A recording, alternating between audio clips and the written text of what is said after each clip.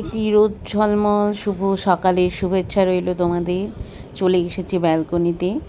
আর এই দেখো গাছগুলো কি সতেজ লাগছে না? বেশ মানে মনটাও ভরে যায়, সকাল সকাল ব্যালকনিতে আসলে না মনটাও ভরে যায়। তবে বাইরে কিন্তু যথেষ্ট রোদ আছে, সেই জন্যই বললাম রোদ ঝলমলে। জামা কাপড়গুলো অলরেডি বাইরে রোদে দিয়ে দিয়েছি।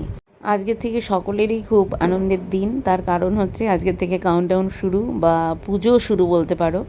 না, আজকে বিশ্বকর্মা পুজো। তা বিশ্বকর্মা পুজো মানেই হচ্ছে পুজো, দুর্গা পুজো মানে প্রায় শুরু হয়ে গেল ধরতে গেলে। এরপর পরপর একটা করে চলে আসবে অকেশন। তো আমরা তো দিন গুনতে শুরু করে দিই, আমরা বাঙালিরা বিশেষ করে। তা আজকে বিশ্বকর্মা পুজো প্লাস আজকে পড়েছে মঙ্গলবার, তো নিরামিষ খাওয়া দাওয়া যেহেতু। তো এই দেখো সকালবেলা ব্রেকফাস্টের আয়োজন, এটা হচ্ছে রমাকলাই সেদ্ধ করে নিয়েছি, আর ওইদিকে গরম মশলাগুলো একটু শুকনো খোলাতে ভেজে নিচ্ছি, কারণ আজকে আমি নিরামিষই রান্না করব। মানে নিরামিষ রান্না করবই, কিন্তু যেহেতু আজকে বিশ্বকর্মা পুজো তাই ভাবছি যে আজকে খিচুড়ি রান্না হবে।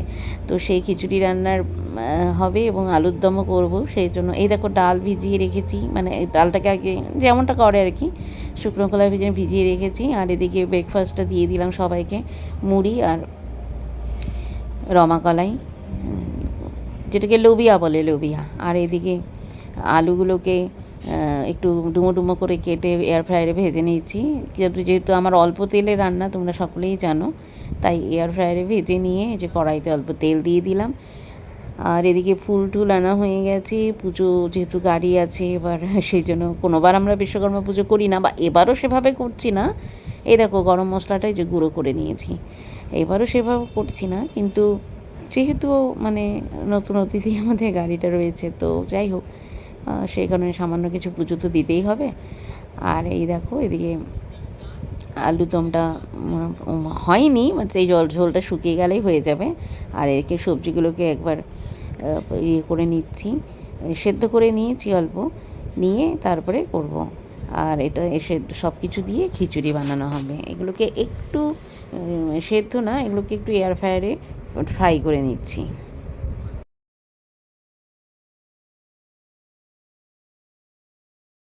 রান্নাবান্না কমপ্লিট হয়ে গেছে, এবার চলে এসেছি, স্নান হয়ে গেছে, স্নান করে বুঝতেই পারছো এবার পুজোর পালা। তো সকালবেলায় তো ফুল টুল কিনে এনেছিলাম বলেইছি। তো এবারকে এগুলোকে ফুল, বেলপাতা, তুলসী পাতা যা যা আছে সবগুলোকে একটু গুছিয়ে নিতে হবে। পুজোর মানে পুজোর থালাটা তৈরি করছি আর কি। আর ওদিকে ওদেরও স্নান হয়ে গেছে, সবাই মিলেই যাবো, গ্যারেজে যাব। তার আগে একটু মন্দিরে যাব ওপরে। আর এদিকে ফুলের মালাটা, কেন মালাটা গাড়িটাকে একটু পরিয়ে দিতে হবে আর কি, সেই জন্য মালাগুলো এনেছি। গোটা ফুলও এনেছি, মানে কুচো ফুলও এনেছি।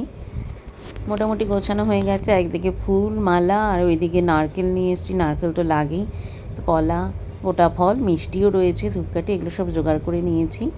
এবার এটা নিয়ে গ্যারেজে যেতে হবে। আর কিছুটা আমি যাব উপরে মন্দিরে পুজো দিতে, যেহেতু মা মনসা পুজো হয় আমাদের, তোমরা জানো। এই দেখো মিষ্টি সিষ্টি সব গুছিয়ে নিয়েছি। এরই মাঝে গুছিয়ে নিয়ে একবার উপরে মন্দিরে গিয়ে পুজো দিয়ে তারপরে ঘরে এসে আবার এসব নিয়ে এখন বেরোচ্ছি। গ্যারেজ আমাদের ঘরের কাছেই, অসুবিধে নেই, কিন্তু নিচে নামতে হবে এই আর কি। তো চলো এবার পৌঁছে গেলাম গ্যারেজে। এই দেখো গাড়ির ভেতরে সব রেখে এখানে তিনজনেই চলে এসেছি। এবার একটু গাড়ি পুজো করে নিই। তবে হ্যাঁ বলি, আমাদের কোনো পুরোহিত আমরা ডাকিনি, আমরা নিজেরাই মানে যেমন হয় না লক্ষ্মী পুজো, সরস্বতী পুজো, সবসময় আমরা কী করি, নিত্য পুজোর মতোই বেশিরভাগ মানে সময় আর কি। অনেকেই আছে ব্রাহ্মণ পুরোহিত ছাড়াই নিজেরাই করি, তো এটাও আমাদের তাই। ও তো আমাদের বাড়িরই এক অংশ, মানে আমাদের মনে হয় আর কি, আমরা মনে করি তাই। তো সেই জন্য কোনো পুরোহিত মশাইয়ের ব্যাপার নেই, আমরা আমাদের মতো করে একটু গাড়ি পুজো করলাম বা বিশ্বকর্মা পুজো করলাম। আমরা তিনজনেই একটু একটু করে ফুল দিলাম, প্রথমে তো আমি দিলাম দেখলেই, এবার এও করছে এবং বাবুও, তিনজনেই আর কি একটু বিশ্বকর্মা পুজো করলাম আর কি।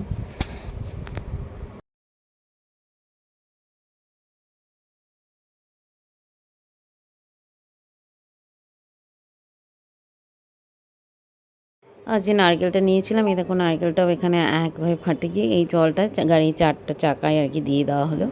আর তারপরে আমি ভেতরেও চলে গেলাম, ভেতরেও ঠাকুরের শিব ঠাকুরের মূর্তি বা এসব রেখেছি গাড়ির মধ্যে আর কি, সেখানেও একটু পুজো করে নিলাম।